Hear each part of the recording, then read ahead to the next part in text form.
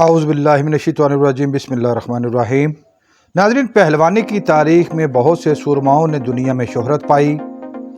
پہلوانی back وقت طاقت اور ٹیکنیک کا فن ہے۔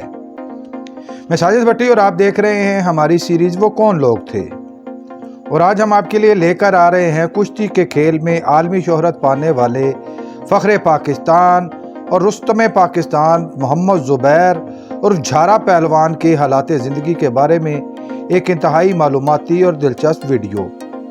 اس ویڈیو میں ہم جانیں گے کہ جھارا پہلوان کون تھا، جھارا کس پہلوانی خاندان سے تعلق رکھتے تھے، جھارا پہلوان اور جاپان کے پہلوان انوکی کی تاریخی کشتی کا احوال کیا ہے، اور جھارا نے کون کون سے کشتی کے مقابلوں میں حصہ لیا جن میں سے ایک بھی وہ نہیں ہارا۔ اگر یہ ویڈیو آپ کو پسند آ رہی ہے تو اس کو لائک کیجئے، شیئر کیجئے اور مزید معلوماتی ویڈیوز حاصل کرنے کے لیے چینل کو سبسکرائب کر لیجئے اور بیل آئیکن کو دبائیے۔ کشتی کی دنیا کا ایک چمکتا ستارہ جھارا پہلوان، جس کا اصل نام محمد زبیر اسلم اور جھارا پہلوان تھا۔ جھارا پہلوان 24 نومبر سن 1960 کو لاہور کے ایک مشہور کشمیری پہلوان خاندان میں پیدا ہوا۔ جھارا پہلوان اپنے کشتی کے سارے کیریئر میں ناقابل شکست رہا۔ جھارا پہلوان کے کیریئر میں 17 جون سن 1989 میں جاپانی ریسلر اینٹونیو انوکی کا ایک تاریخی مارکا اور مقابلہ بھی شامل ہے، جس میں اس نے انوکی کو شکست دے کر دنیا بھر میں شہرت پائی۔ جھارا پہلوان نے لاہور موہنی روڈ پر واقع بھولو پہلوان کے اکھاڑے سے کشتی کے فن کے سیکھنے کا آغاز کیا۔ اس کے استادوں میں استاد اسلم پہلوان اور ارشد بجلی پہلوان کے نام سب سے نمایاں ہیں۔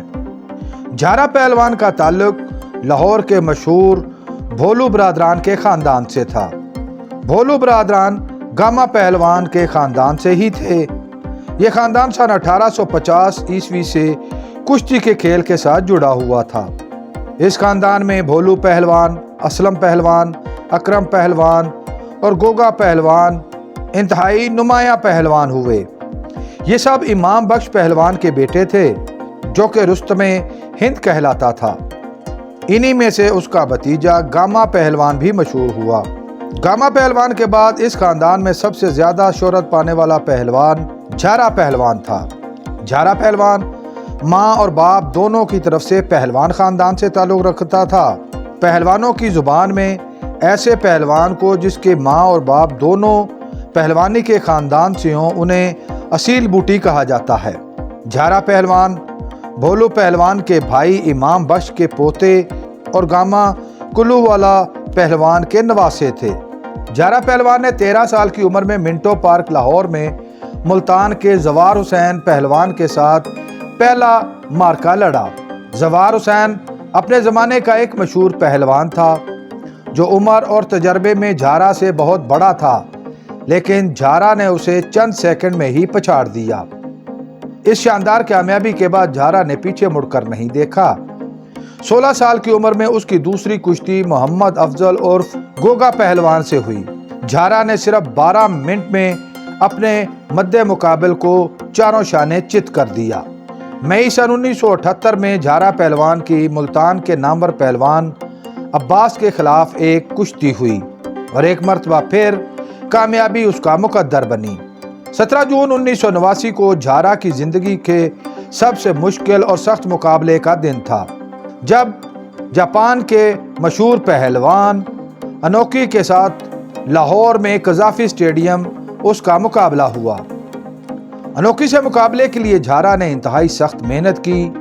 وہ 24 گھنٹے میں صرف 3 گھنٹے آرام کرتے تھے۔ رات 1 بجے کے قریب وہ نیند سے بیدار ہوتے۔ تقریباً 2 بجے وہ ورزش کا آغاز کرتے تھے۔ سب سے پہلے وہ دریائے راوی کے کنارے روزانہ 15 میل تک دوڑ لگانے کے بعد 5 من وزن اٹھا کر 6 میل تک پیدل چلتے تھے۔ یہ وزن انہوں نے دونوں ہاتھوں میں بھی اٹھائے ہوتے اور اپنی گردن میں بھی لٹکایا ہوتا تھا، تاکہ ان کی گردن مضبوط ہو سکے۔ اس کے علاوہ 3000 ڈنڈ اور 5000 بیٹھک بھی روزانہ لگاتے تھے۔ پھر مختلف پہلوانوں کے ساتھ ان کی کشتی کروائی جاتی۔ یہ سلسلہ تقریباً دوپہر 12 بجے تک جاری رہتا۔ طاقت کے لیے وہ 5 سے 7 لیٹر دودھ، بادام کی سردائی، گوشت کی یخنی اور بھنا ہوا گوشت کھاتے تھے۔ پھر مقابلے کا دن آن پہنچا۔ مقابلے سے ایک روز قبل انگلینڈ میں کرکٹ ورلڈ کپ کا دوسرا عالمی میلہ بھی سجا ہوا تھا۔ پاکستان کی ٹیم لیڈز کے میدان میں انگلینڈ کے مد مقابل تھی۔ جون میں لاہور کی گرم اور سلگتی ہوئی دوپہر میں قذافی اسٹیڈیم میں پہلوانی کے زبردست مقابلے کی تیاریاں جاری تھیں۔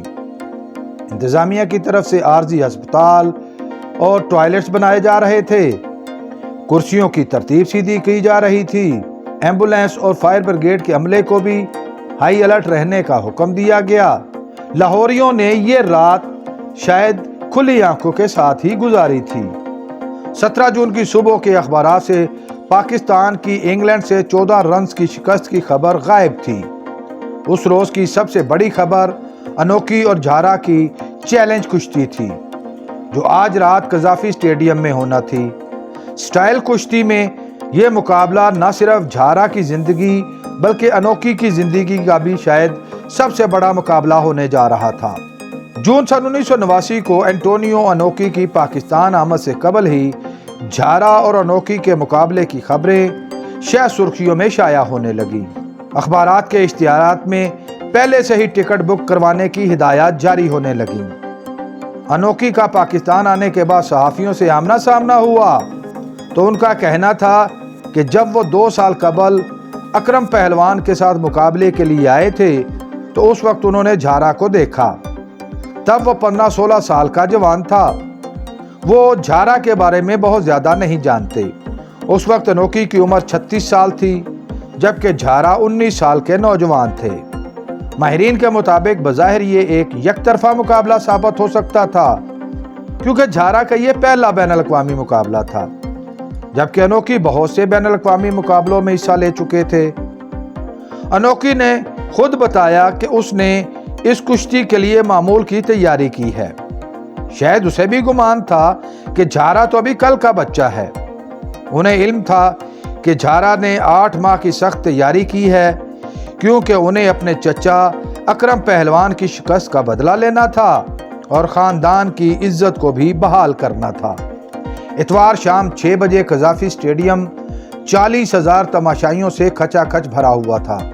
مقابلے کے لیے میدان کے درمیان میں 40 فٹ چوکور خصوصی رنگ تیار کیا گیا۔ مقابلہ 8 بجے شروع ہوا۔ پہلا راؤنڈ بغیر کسی سکور کے ختم ہوا۔ دوسرے میں بھی دونوں پہلوان ناقابل شکست رہے۔ تیسرا اور چوتھا دور بھی اسی طرح گزر گیا۔